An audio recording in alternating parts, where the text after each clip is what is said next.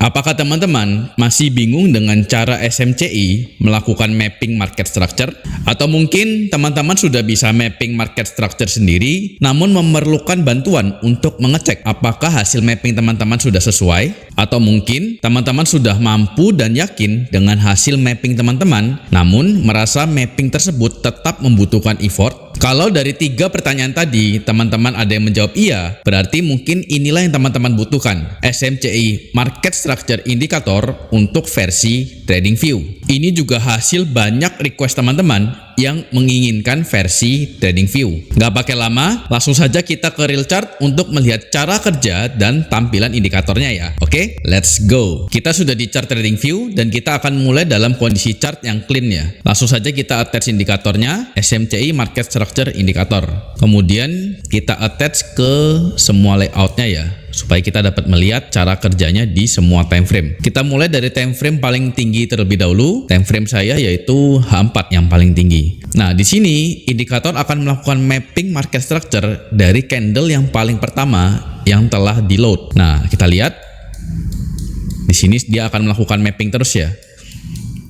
Nah, ini dilihat lagi sejauh mana TradingView teman-teman akan meload chartnya. Semakin tinggi tingkatan TradingView, maka candle yang di load akan semakin banyak. Nah, tapi kita lihat saja kondisi terakhirnya ya. Di sini dapat teman-teman lihat hasil mapping market structure-nya. Seperti yang kita ketahui, ketika kita mapping market structure, maka kita akan melihat terjadinya break of structure dan trend change. Nah, di sini dapat teman-teman lihat labelnya, break of structure, kemudian trend change. Nah, di sini teman-teman lihat labelnya, 240 break of structure.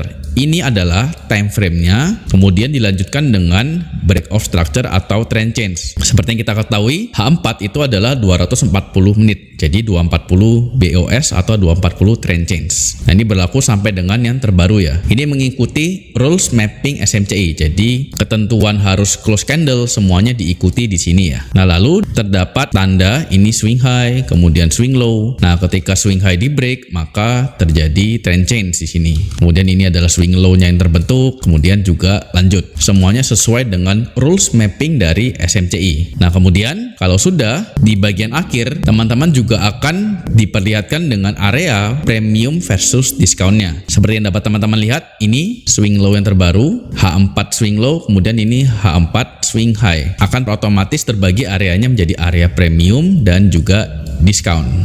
Nah, kalau teman-teman lihat juga dari ikonnya, ini lebih kecil dan ini lebih besar. Kita lihat contoh lain, ini sama ya. Ini lebih kecil, ini lebih besar. Ini maksudnya adalah strong dan weak, lemah ya. Kita semua tahu kalau weak adalah swing yang tidak berhasil menembus swing lawannya. Sedangkan kalau strong berarti swing tersebut telah berhasil melaksanakan tugasnya, yaitu mengebreak swing lawannya yang ini. Jadi swing high yang ini merupakan swing high yang sifatnya strong, kuat. Sedangkan yang swing low yang ini sifatnya adalah weak, lemah. Sekarang kita lihat time frame lainnya. Kita lihat ke M15.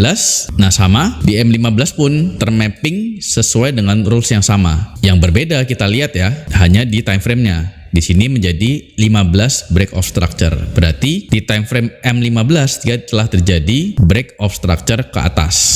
Sama persis hasilnya ya. Nah, kemudian kita lihat di M1-nya sama persis juga, ini tren di M1-nya. Jadi di sini teman-teman juga secara otomatis dapat melihat dari semua time frame-nya ya. Bahkan sampai juga ke time frame yang terkecil yaitu second-nya. Termapping juga sesuai dengan rules. Nah, ini dapat teman-teman lihat. Jadi teman-teman dapat melihat nih, di H4 kondisinya harga sedang berada di area premium. Kemudian di M15 harga sedang berada di area tengah-tengah, equilibriumnya ya. Kemudian secara M1 walaupun di tengah-tengah, kita lihat di sini tengah-tengah ya. Nah, daerah sini harga di M1 sudah menjadi bullish dan harga sudah berada di M1 premium. Nah, jadi secara tidak langsung teman-teman juga dapat melakukan multiple time frame analysis ya.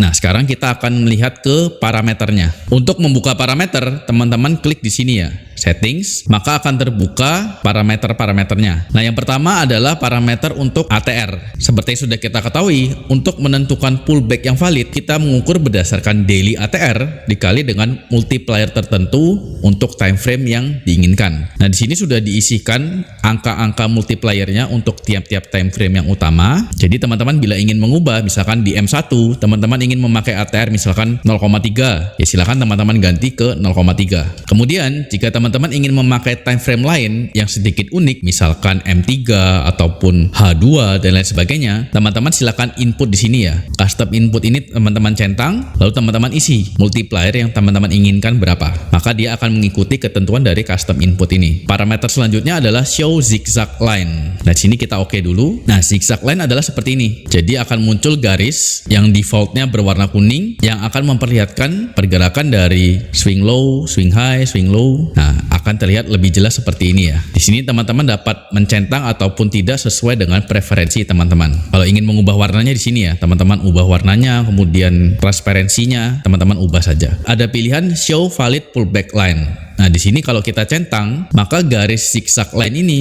akan tergambar jika pullbacknya sudah valid. Nah, di sini dapat kita lihat dia tergambar sampai dengan titik ini. Berarti di titik ini pullbacknya sudah menjadi valid. Kita lihat lagi kalau kita tidak centang. Nah, dia tidak akan tergambar ya. Jadi ini sepaket dua ini. Jika teman-teman tidak show ini, maka pilihan ini juga tidak berarti ya show valid ini. Parameter selanjutnya, swing high ataupun low icon. Nah, ini teman-teman dapat mengubah icon untuk swing high dan swing low-nya. Terdapat 3 pilihan, label itu ini, kemudian diamond, kemudian juga triangle. Nah, teman-teman pilih saja yang teman-teman suka yang mana ya. Nah, untuk warna ikonnya juga dapat teman-teman ubah sesuai dengan preferensi. Lalu ini adalah break of structure ataupun trend change line color. Jadi warna dari garis ini. Misalkan teman-teman ingin ubah menjadi merah, bisa juga.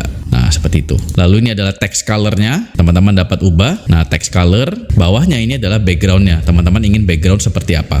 Premium versus discount line color. Ini adalah garis ini ya. Teman-teman bisa juga ubah menjadi warna yang teman-teman inginkan seperti apa. Ada pilihan ini, show premium versus discount text. Jika teman-teman centang, maka akan muncul labelnya premium, equilibrium, dan discount. Centang atau tidak sesuai dengan selera teman-teman. Chartnya ingin lebih bersih, maka ya tidak usah dicentang, tidak usah ditampilkan.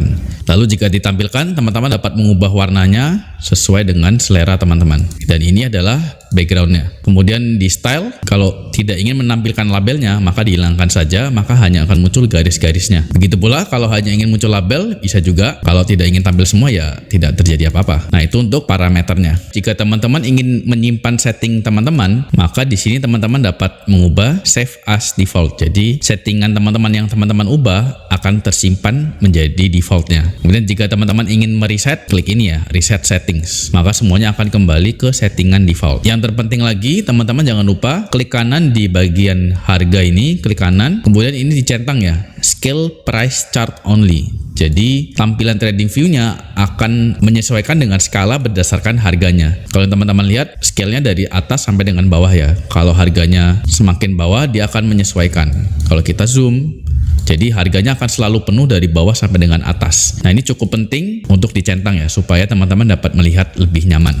Kita coba lihat di pair lain ya, bagaimana hasil mappingnya. Kita lihat di pair USD JPY, hasilnya sama ya. Ini dapat diterapkan di semua pair, di semua instrumen. Nah, kita coba nyalakan indikator ASEAN Session Range-nya yang kita pelajari di materi yang lalu ya. Tentunya dapat lebih menolong ya, bagaimana menerapkan ASEAN Session Range, bagaimana fase market, tentunya ini dapat lebih menolong ya. Teman-teman sesuaikan saja apa saja yang kira-kira perlu ditampilkan, apa saja yang tidak perlu ya, sesuai dengan kenyamanan teman-teman.